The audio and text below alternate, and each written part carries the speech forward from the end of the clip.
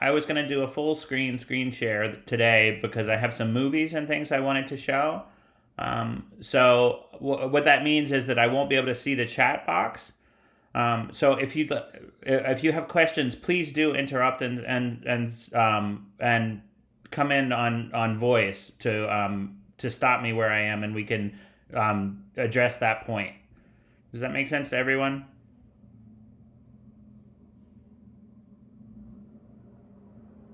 Yes. Great. Thank you.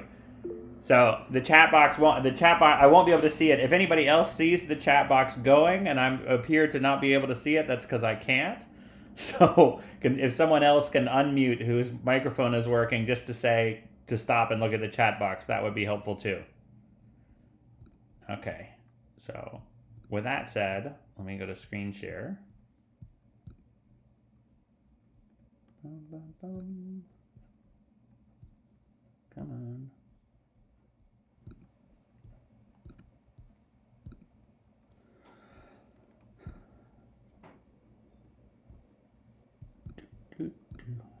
Okay, great.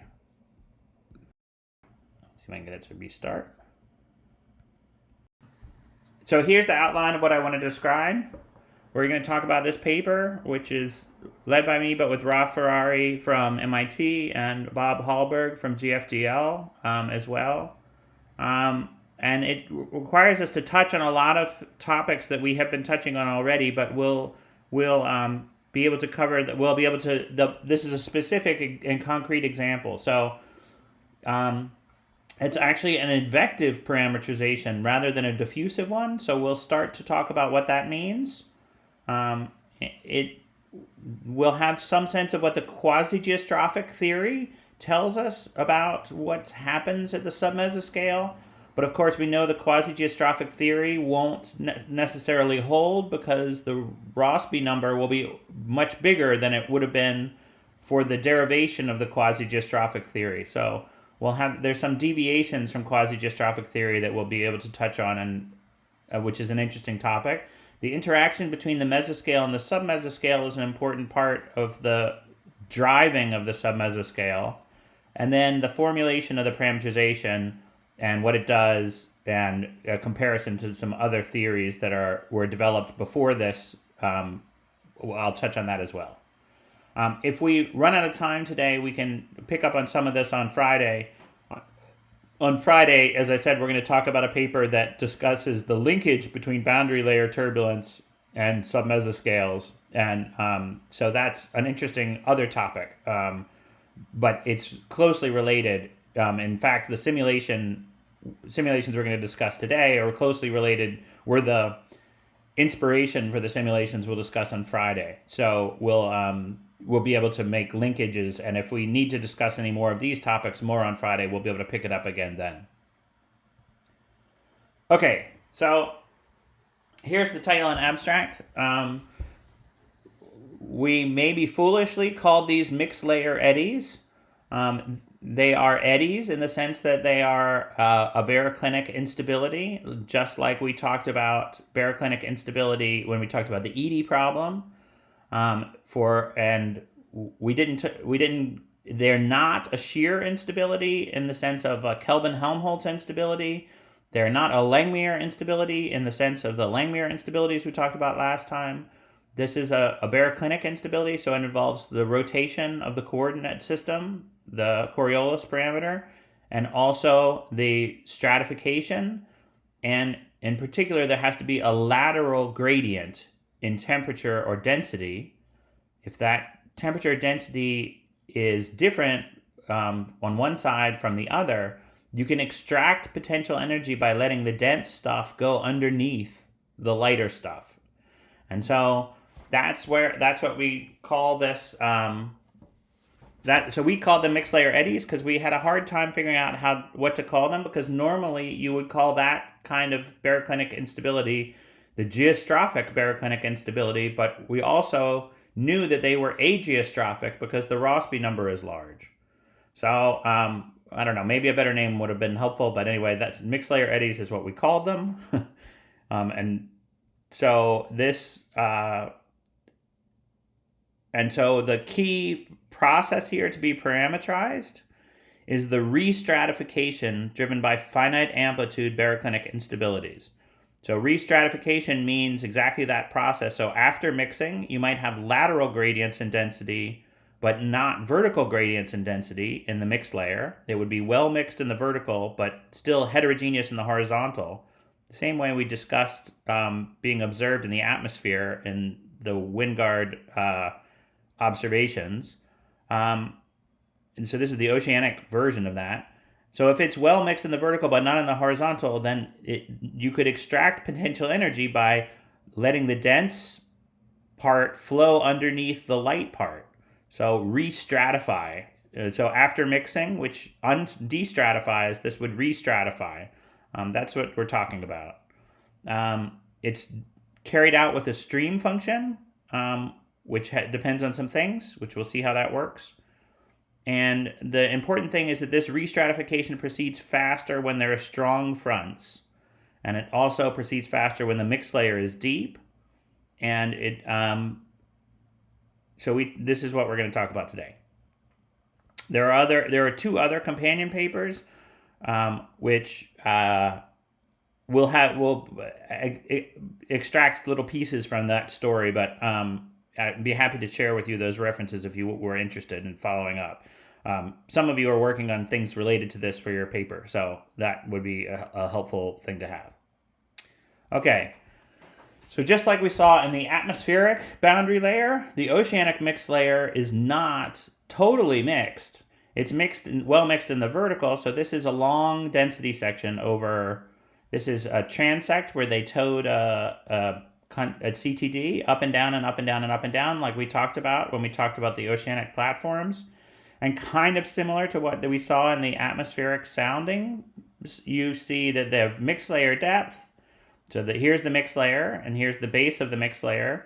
It's going up and down on some horizontal scale. And within the mixed layer, you can see that there is actually there are density interfaces that, though not very mixed, well, I'll come back to the fact that this is an aspect ratio issue, but even if this were vertically mixed, well mixed, there would still be horizontal gradients in the density. You need to be a little bit careful because the aspect ratio here is only about 300 meters in the vertical, and the horizontal here is 10 degrees of longitude, or 1,000 kilometers. So this figure in being made has stretched the vertical coordinate substantially versus the horizontal. So these interfaces appear to be vertical in this aspect ratio, but actually if you zoom in and if you use real observations, this might be only a few percent slope, up to maybe 10% slope. So you have to be a little careful in thinking about what the slope means in that kind of a setting. But what we're talking about is a process that goes from maybe a 10% slope to a 1% or 0.1% slope, which does represent restratification. So what we're going to try and get at is, what does the stratification imply? How does the stratification get set? And why do we care? That's the plan here. So let's remember how the stratification comes into our quasi-geostrophic equations, going back to Vallis. So in Vallis, to get the quasi-geostrophic equations, these are not actually the quasi-geostrophic equations. This is before we make the quasi-geostrophic assumptions. This is the shallow water equation. But to derive QG, we assume that the Rossby number is small, and that's how we get the geostrophic balance at leading order. We assume that the scales of motion are similar to the deformation scale, so L equals LD, and so this term is order Rossby, and this term is order Rossby, rather than being smaller than order Rossby, the way that it is, larger than order Rossby, the way that it is in the planetary geostrophic balance. And then the variations of the Coriolis parameter are small, so that the F here gains just one linear correction rather than the full cosine dependence on latitude. So, what do you think is going to happen if we are examining these at the submesoscale? What variations do? How do these three assumptions vary?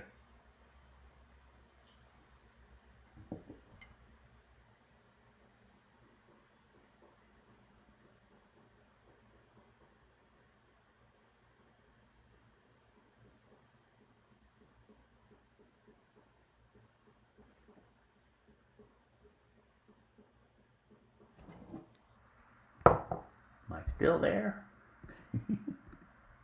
Oh.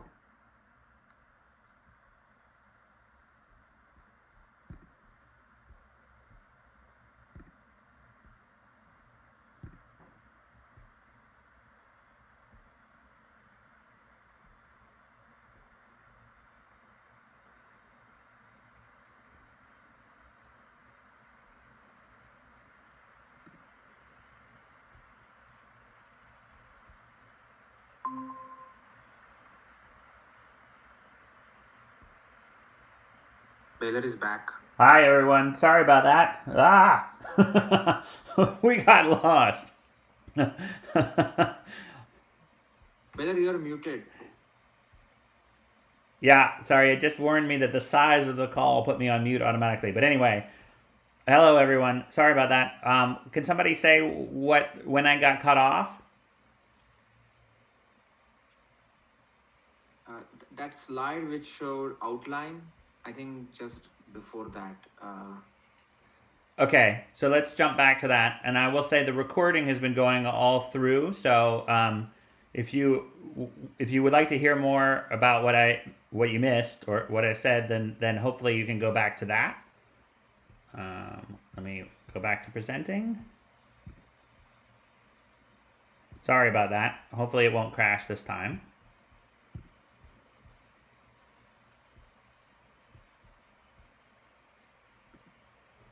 Okay. So this was the outline. Let me go to this page, which is the description of what's in the paper. So I'll be a little bit quicker this time. So one of the key distinctions is that we think that these mixed layer eddies are going to be small enough that they'll actually be ageostrophic rather than geostrophic. And so we had a hard time naming them because they're ageostrophic baroclinic instabilities, but a baroclinic instability of the ED type that we discussed in class is actually a geostrophic baroclinic instability. There are other baroclinic instabilities like symmetric instability, which we'll talk about next week, which are not on the geostrophic branch. So this is kind of a terrible nomenclature issue. So we call them mixed layer eddies for lack of a better name. The other key pieces of this is that we're going to focus on restratification by these, and that's if there are horizontal gradients in density, the dense water could slide underneath the light water and thereby extract potential energy. And this is not a diffusive parameterization. It's an overturning stream function, so an advective parameterization, and we'll see how that comes along and how to think about that. And the key piece here is that this restratification process proceeds faster at strong fronts in deep mixed layers. And so this paper was one of the first, well, it was the first submesoscale parameterization. And so this is part of the discussion. So hopefully this will be good.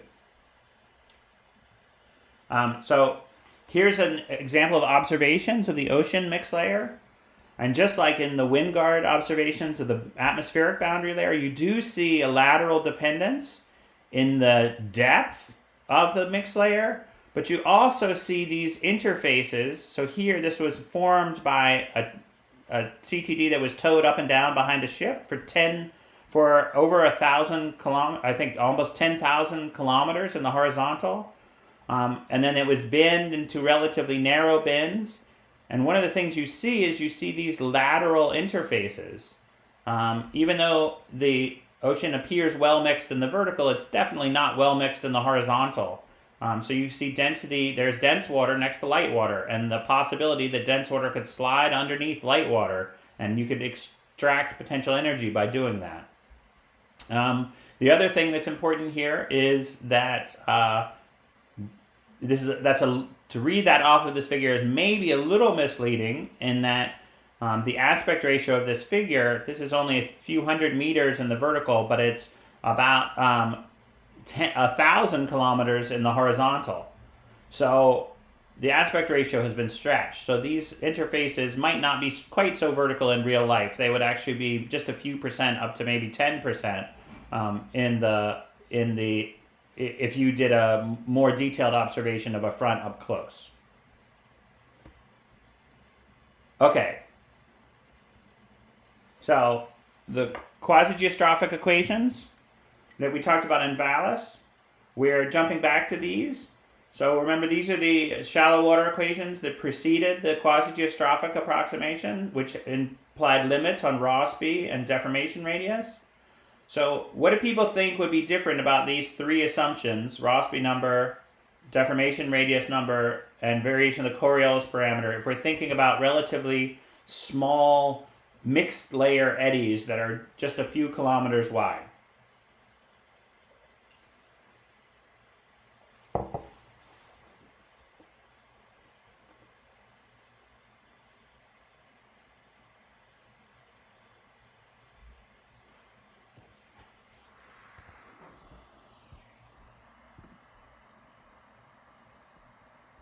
Any ideas about whether the Rossby number is going to be big or small? The Rossby number will be big because of the small scale. The Rossby number will be bigger than it is at the mesoscale, and in fact, it turns out that a good definition of the submesoscale is when the Rossby number is order 1. So this term is just as big as that term.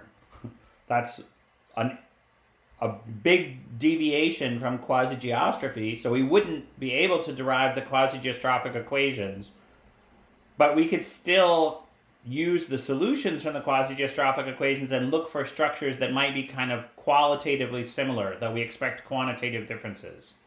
What about the deformation radius?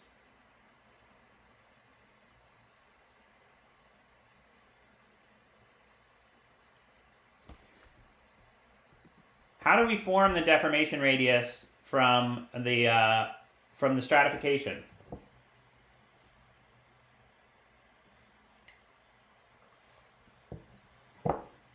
It is divided by the buoyancy frequency.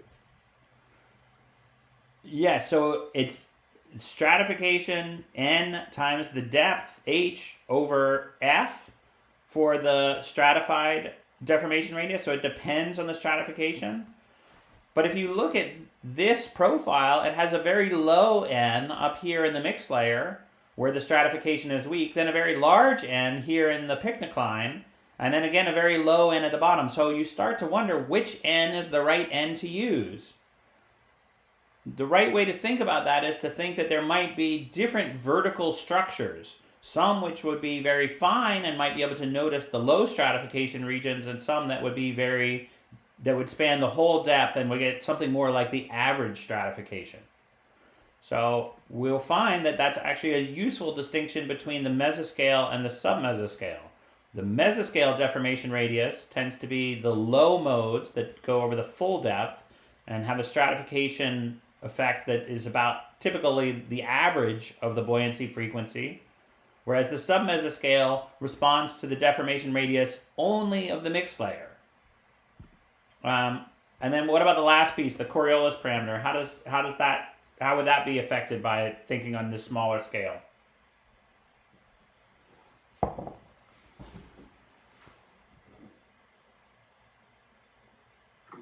I think it is.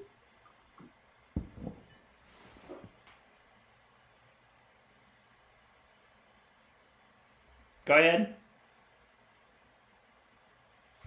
Sorry, I thought Mangji was speaking. Please go ahead. So I think the Rossby number is about 1. So the Coriolis parameter effect does matter. That's correct. The beta term, the variations in the Coriolis parameter, though, this beta y, that part is really when the motions span a length scale comparable to the radius of the Earth. So yes, the Coriolis term is going to be important, but the variations in the Coriolis parameter are going to be negligibly small. So we have something that if the front were on the weaker side, so the Rossby number was less than 1, we might be able to get away with using the QG approximation. If the scales of motion are similar to the deformation scale and we interpret it as the mixed layer deformation scale, then we might be able to get away with that part. And in fact, we can neglect the beta term in how we formulate it. So if that makes sense to everyone, that's how we would interpret the QG equations. So we can basically go back under that slightly less than 1 but approaching 1 Rossby number limit and use a quasi-geostrophic approximation with no beta term, so dropping the beta term, and see what that does. We would tend to prefer the continuously stratified case, and we would think of the whole domain as being just within the mix layer, so with a very small n squared in the mix layer for that QG equation. And this is in fact what you get if you do that problem. So for this, the observed stratification of that section and the observed shear, geostrophic shear calculated from that section, you get profiles that look like this. And so you can see the mix layer here is a very low amount of buoyancy frequency, when then it goes up and then kind of comes down through the picnic line. So the stratification definitely has a lot of vertical structure, dropping and increasing by an order of magnitude in this averaging. And the shear, however, goes pretty much everywhere. So the combination of these two would lead to a baroclinic instability that has 2 growth branches. So this is the growth rate of that linear instability of this stratification and shear profile for baroclinic instability in the quasi-geostrophic approximation. So this is like the ED problem, but using a variable stratification and shear rather than a constant one. And you can see that these larger scale, sorry, let me move that out of the way. Oops. These larger scale anomalies that are growing more slowly are on the kind of 10 to 100 kilometer wavelength, wave numbers, an inverse of 10 to 100. So those are mesoscale features, and their vertical structure of the fastest growing mode extends over the whole depth. Maybe it's still surface intensified, but it expands the whole depth. Whereas these smaller scale, order of 1 kilometer features have a growth rate which is order 1 day, and they are trapped within that low stratification window, only within the mix layer. So these are the submesoscale mix layer eddies, which grow faster and are smaller than the mesoscale eddies, which are larger and go deeper. So we can simulate that, and let me see if I can play this without crashing the system.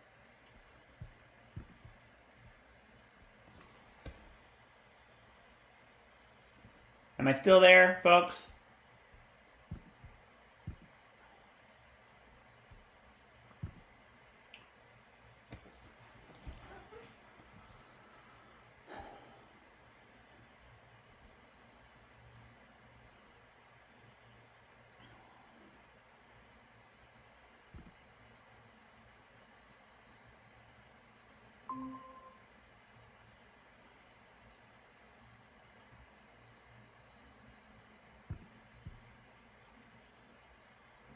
Hello again, everyone. Sorry about this. I keep getting booted out when I'm playing a movie. So we'll try and not play the movies for a while and be a little more selective about which ones I use. So I'm hoping that everybody was able to hear me talk about the submesoscale eddies at the surface and the mesoscale eddies throughout the whole depth, and how the submesoscale eddies are formed on the interface. Hi, everybody. So, sorry about that. I think it appears to be that whenever I try to play a movie, it is what's crashing the system. So, I will try to avoid the movies from now on. Okay, so the movie, let's see if I can play it this way. So can folks see that? Oh, I'm going to present just a window.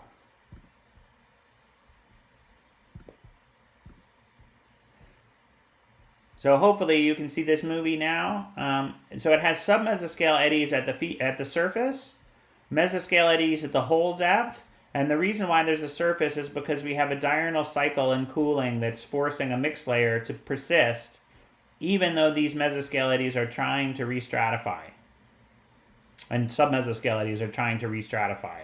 So it's a mixing restratification balance that's happening at the surface. Small eddies like these have been observed, and nobody had a real dynamical mechanism. There was one proposal that it would just be a horizontal barotropic instability mechanism from this paper back in 2001, but subsequent observations tend to show that baroclinic instability, like the one that we are describing, extracting potential energy, seems to be more common.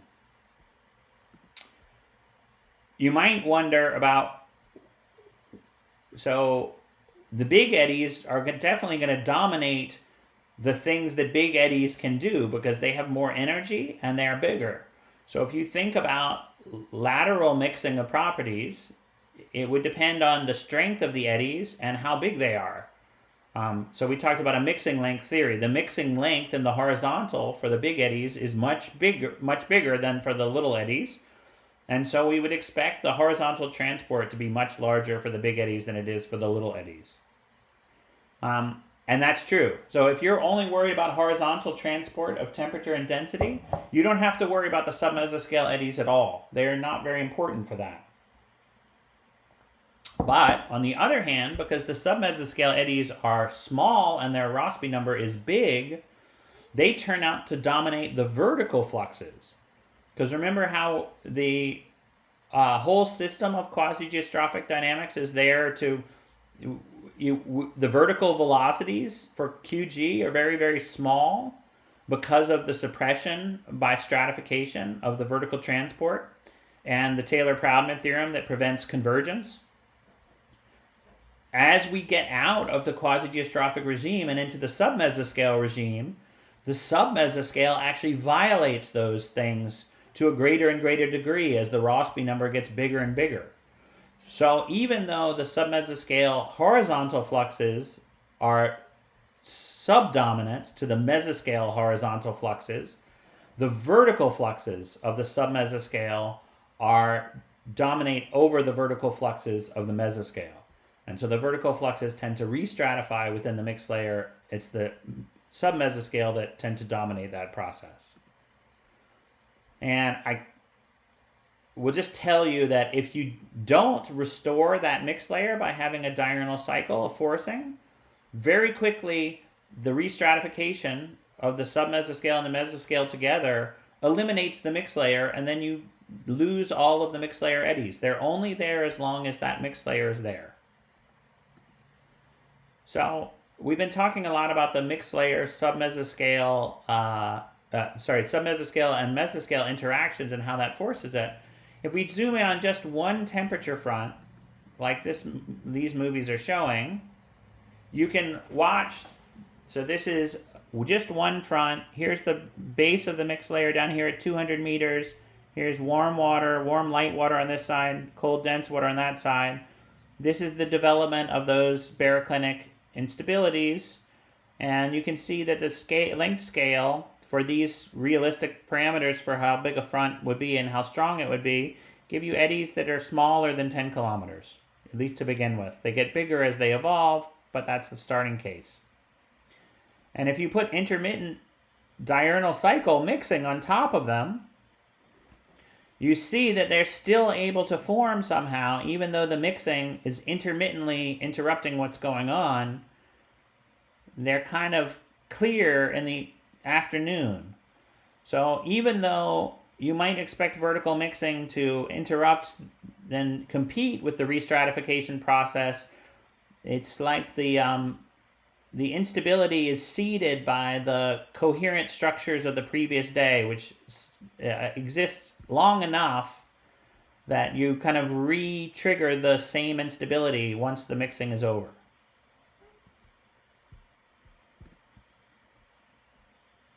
In time, looking at the growth of stratification over f squared, so this is a dimensionless measure of stratification, which is related to the Richardson number, this is what we see. At the beginning, before those eddies grow to finite amplitude, you might see inertial oscillations, which would make this parameter bounce up and down as you stratify and unstratify in the inertial oscillations. Or if you start with something that's initially in geostrophic balance, you don't see those oscillations. You just see relatively stationary flow. But over time, once those eddies reach finite amplitude and that front starts to tilt over, you see that the stratification starts increasing.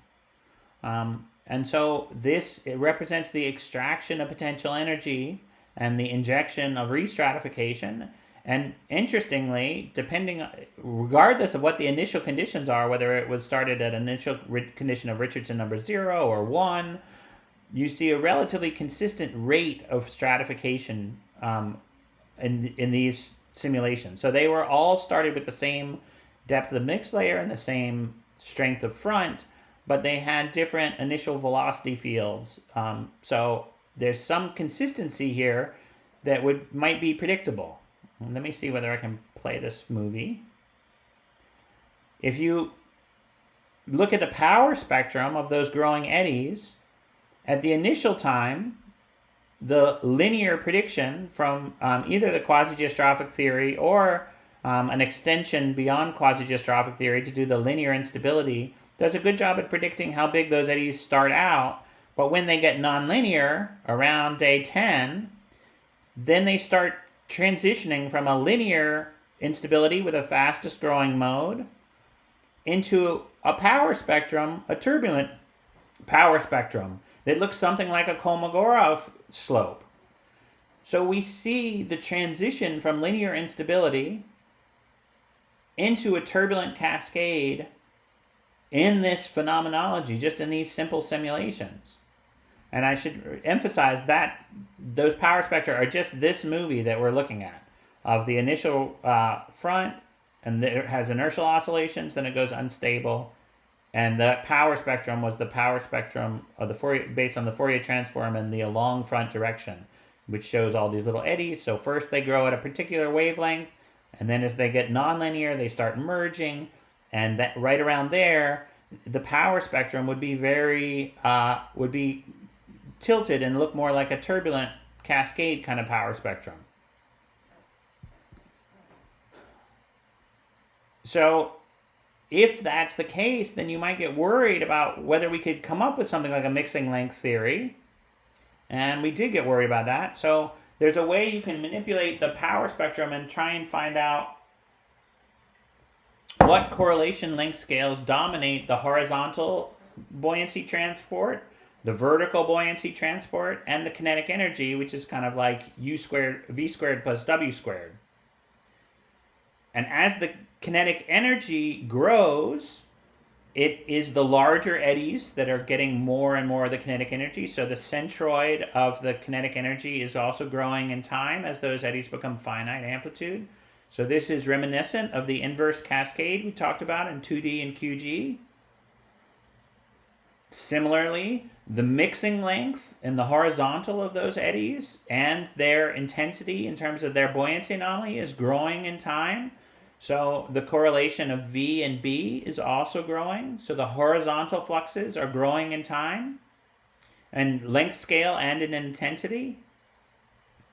And so what starts out here at the linear instability scale, all of the kinetic energy and the horizontal fluxes and the vertical fluxes are all concentrated at scales around that correlation length scale to begin with, that instability length scale to begin with. But once they go finite amplitude, this inverse cascade is cascading kinetic energy to larger scales and horizontal fluxes to larger scales.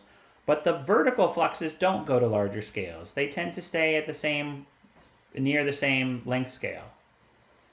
And so the great advantage of this is that's a hint that if we pay attention to the scale of the vertical fluxes and the structures that lead to the vertical fluxes, like the linear instability vertical structure, that maybe that might not be changing in time so fast as the other aspects. So if we pay attention to this vertical restratification, the W prime B prime, the buoyancy production term, maybe we can build a theory for the rate of W prime B prime and still draw on some of those insights from what we had before about the WB. I mean, the length scales and processes that dominate WB. And so, following along that logic, we're interested in explaining this rate of restratification that happens when the eddies hit finite amplitude. So we won't be able to use all of the characteristics of linear instability theory, but we can think about maybe a scaling for the strength of the vertical excursion. So B prime over n squared, that is how tall these eddies tend to mix up and down, seems to saturate out at about 0.2. So this is like a Mononabokov style scaling. We're getting a saturation, a tallest vertical feature that we can get versus the boundary depth. And that seems to be that seems to work over a variety of initial conditions and a variety of forcing strengths. That's a helpful thing to have. The eddy kinetic energy seems to saturate. It grows exponentially during the linear instability phase, but then it rolls off, and where it rolls off seems to be somewhere near where the kinetic energy of the original front was. So basically the eddies are growing up to be about the same kinetic energy as the original front was. And then the last feature is, what if we compare the horizontal fluxes over versus the vertical fluxes in a way versus the stratification. So this is sort of the angle at which the fluxes are going in the horizontal and vertical versus the angle of the isopycnal slope. And this ratio seems to come into a predictable ratio, which says that the fluxes are oriented at kind of half the slope. So as that front is restratifying, the fluxes are not aligned along the restratifying front, but they're on average about half of it. So that gives us one more scaling law that we can draw on. So is this sort of clear how these pieces are coming together to everyone?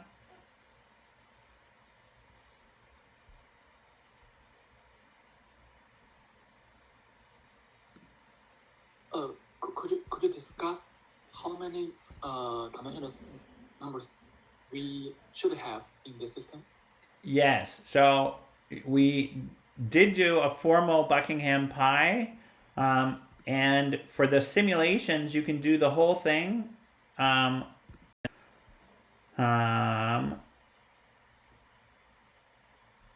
Well, it depends on whether or not you. It depends on. Let's put it this way. It depends on whether or not you include the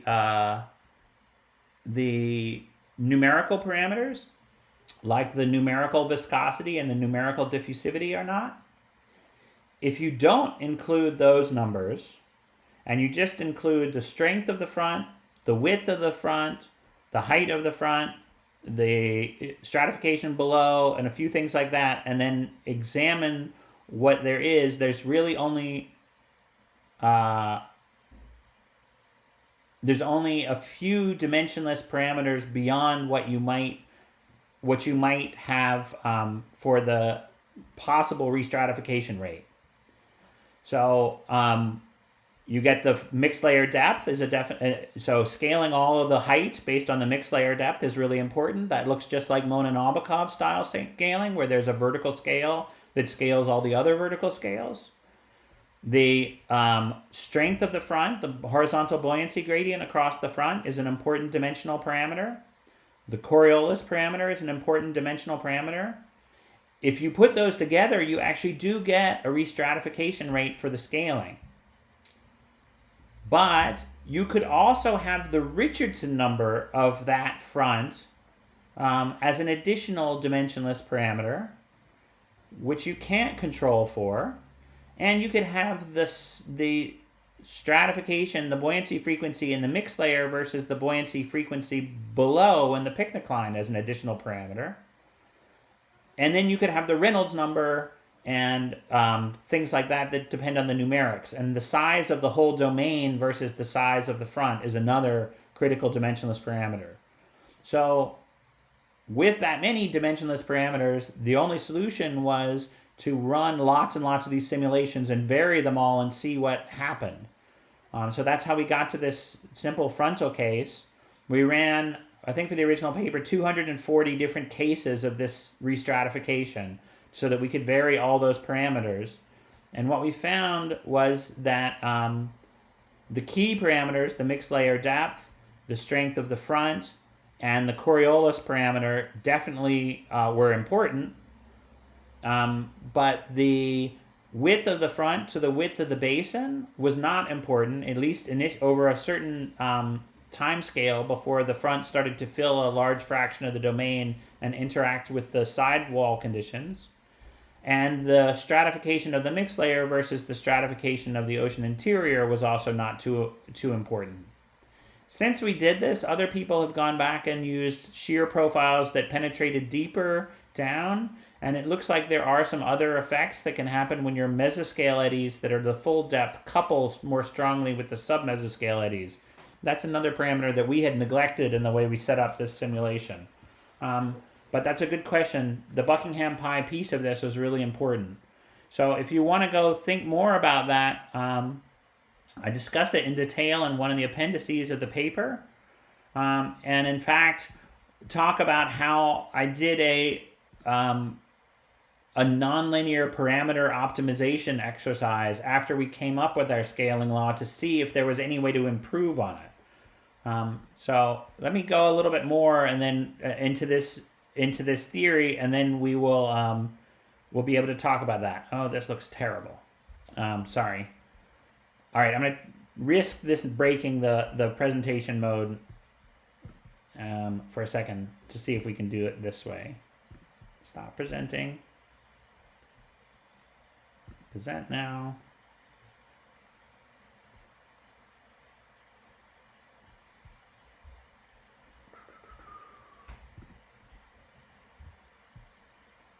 Come on.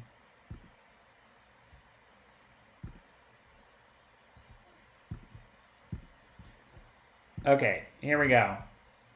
So, if what we'd like to focus on is this WB, that vertical restratification rate, which we saw had a length scale that was kind of easy to predict. It seems constant. It had it was the dominant part of what we saw the submesoscale eddies doing, so it had the piece of the story that we wanted to describe. So this is maybe the thing we want to make a parameterization for. That's related to the extraction rate of potential energy from our potential energy budget that we know and love from a Mononabokov discussion. And if we just simply said, well, how much delta potential energy could you get in a unit time, then that would say, well, how much buoyancy can you move over what distance in the vertical in a unit time? So that was the original scaling hypothesis. If we scale this buoyancy, this hunk of buoyancy, how much that parcel of fluid that's going up and down, how much buoyancy it gets, it would be just an exchange of the large scale buoyancy. So part of the buoyancy could come from a horizontal displacement of those parcels of fluid, and part could come from a vertical displacement of those parcels of fluid, acting against the background stratification in the horizontal and the vertical.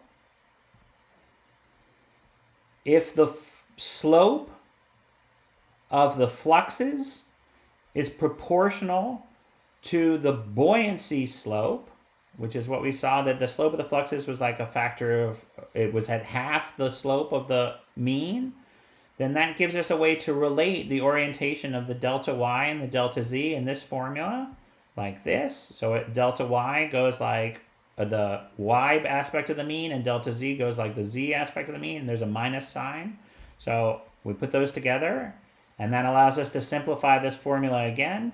So now we have this simpler scaling, which just depends on the horizontal buoyancy gradient. And this is really a nice phase that maybe we might be getting onto something, because this says The vertical restratification rate is only present if there's a horizontal buoyancy gradient, which is one of the key features we wanted to build in.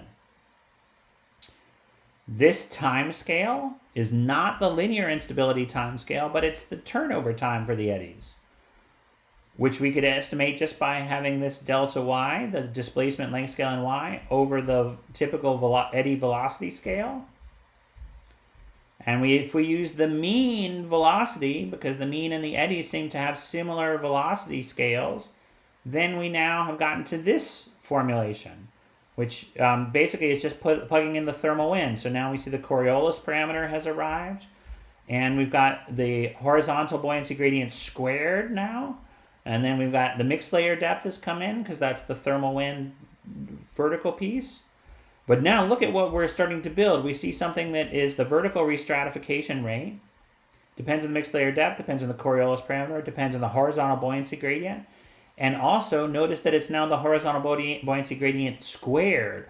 So it's independent of the direction of the horizontal buoyancy gradient. So whenever there is one in whatever direction it's oriented, this is going to be positive. That is restratifying rather than destratifying. The vertical scale we saw tended to go up to something like a fraction of the mixed layer depth, just like the Mononabokov style. And so we can eliminate. So the vertical restratification rate depends on the mixed layer depth squared, the horizontal buoyancy gradient squared, and the absolute value of the Coriolis parameter. That's the theory. So now you could say, what other dimensionless parameters, like Mingxi just asked, might come into this? And so you could say, well, this is just the dimensional scaling aspect, but maybe we have a function of lots of other dimensionless numbers to go along with it. And if we do that, we come up with a bunch of the ones to test, but the Richardson number is one of the important ones. And so let me skip down to that slide. And so if you compare this to two other theories, there's a theory for Stone for the rate of restratification from a baroclinic instability process. And look, it has the same scaling here, but then there's a function of Richardson number that's different. And another theory from Green is a similar kind of thing, but it has a square root of Richardson number in the numerator that's different. And so in the general Buckingham pi formulation, that h squared, horizontal stratification squared over Coriolis parameter, we can use as our dimensional piece, but then we have to consider all the possible other dimensionless products that are in the theory. And what this figure shows is essentially if you use either this Richardson number dependence or this one, you get a worse answer with Richardson number. It tends to skew you either towards a positive dependence or negative dependence that are missing from this restratification rate.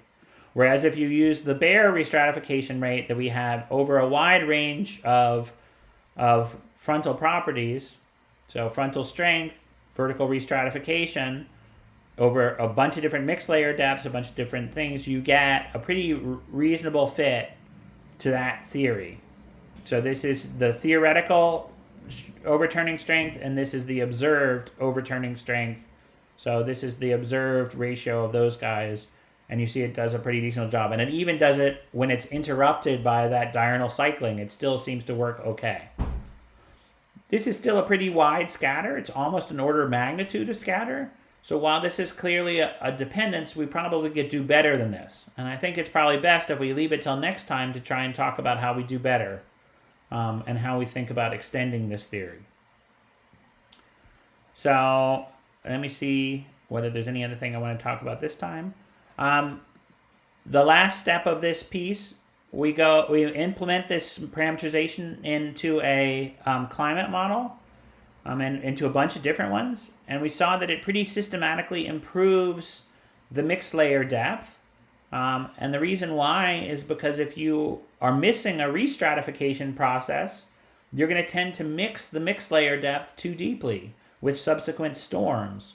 So you get one storm and it mixes, and then you should restratify a little bit before the next storm hits or the next nightly cooling hits, but you don't. And so the next night you go a little deeper, and then the next night you go a little deeper, and the next night you go a little deeper, and so on. You end up being systematically deep.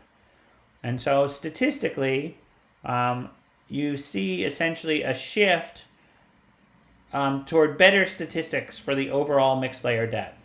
And so the RMS error in mixed layer depth is reduced by about a factor of 2, and the skewness is reduced, and the skewness and the errors in mixed layer depth is reduced so that you're getting closer to having a 0 error in both the variance and the skewness.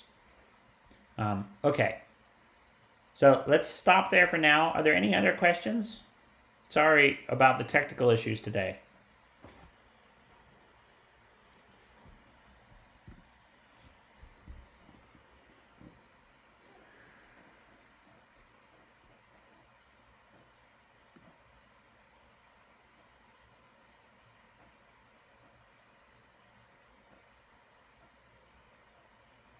Okay, great. So we'll pick up again on Friday, and we'll talk about the last little bits and pieces of this, which is kind of how this theory breaks down and some of the improvements that we found since. But I hope that it was clear to you that pretty much the same style of thinking that we used from quasi-geostrophy to describe quasi-geostrophy and the Mononomikov style thinking about Buckingham pi were the primary ingredients for this new theory, which brings together the boundary layer mixing scale and the smallest possible quasi-geostrophic style of instability. That's really the takeaway message of the submesoscale. It's the smallest scale, which still looks like quasi-geostrophic theory, and it coexists with boundary layer mixing because it lives only within this small mixed layer at the surface. So next week we're going to talk about some of the limitations of that style of approach, some of the key pieces. We're going to talk a little bit about the bottom boundary layer versus the surface boundary layer and whether that's different. And then we're going to, and then the final class, the week after next, we're going to have a sum up of everything, which will just cover all the topics that we've talked about in a quick summary. And hopefully remind everybody of the key pieces of theory that came into the things that we've been talking about, and maybe give you some tools for what you'll do for your final project or later research. The last thing I want to point out, is that the homework is actually not due on Friday. It's due the following Monday, to give you everyone a weekend more of time to think about it. So, and I will post the key on Monday, and so that we can get our peer reviews done by the following Thursday, and then everybody can be on to their final projects. I think I've heard from almost everyone about updates to their final project pieces, but please feel free to email me if you feel like things are confusing or if you're needing to recalibrate what you're planning to do for that final project. All right. Any more questions? Uploaded. Yes, I believe the recording shouldn't have had any of the interruptions, except for me having to restart. So I have been recording the whole thing on full screen the whole time from my perspective. So I think it got my audio throughout. So if you want to go back and listen to the pieces that were interrupted, I'll have that uploaded in about an hour. Okay, cool, great. Great. Sorry about the trouble. Next time we will be more careful about the movies. I won't try and full screen movies again. That was a mistake. Bye-bye, everybody. Thanks, Baylor. Thank you. Bye. Thanks.